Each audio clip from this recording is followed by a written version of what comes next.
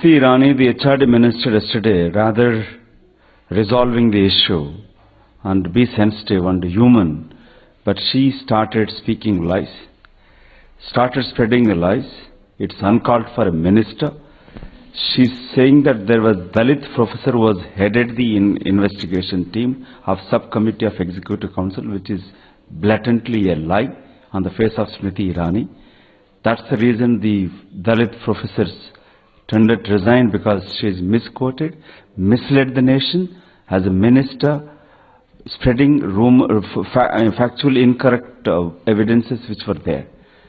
As I mentioned, we took a stand and there was no Dalit member in the Executive Council or Proctorial Board.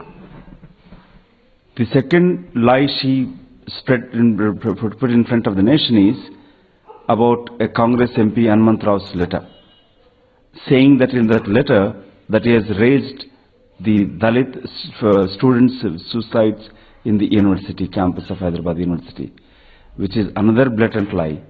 All Mr. Hanumanth Rao raised the injustice meted out, the discrimination in the university, the administrative lapses in the university, and asked to investigate, and no reply or ever investigation or anything action taken on that letter has ever surfaced.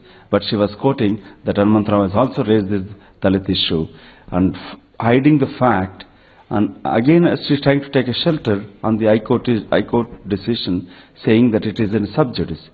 High Court neither stayed nor even given an injunction to take or revoke the suspension of other students.